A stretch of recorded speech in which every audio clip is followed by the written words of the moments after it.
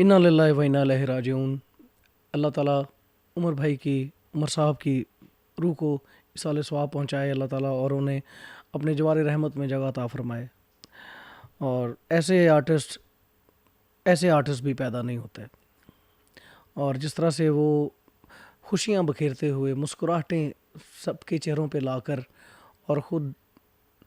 اللہ کی جوار رحمت میں سکونت اختیار کر گئے ہیں اور ہمیں یہاں پہ سوگوار چھوڑ گئے ہیں،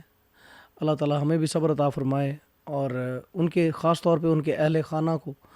صبر عطا فرمائے، اور عمر بھائی کی روح کو جو ہے وہ اپنے جوار رحمت میں جگہ عطا فرمائے۔ یہی میں سوچ رہا تھا کہ استاد نصرت علی خان صاحب کے ساتھ بھی اسی طرح سے ہی یہ واقعہ ہوا، اور اس طرح سے لکھا تھا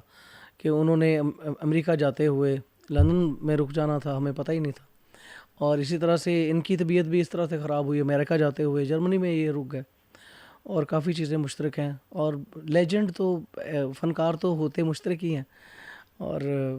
اپنے اپنے فن کے بادشاہ ہوتے ہیں، اور عمر شریف صاحب جو ہیں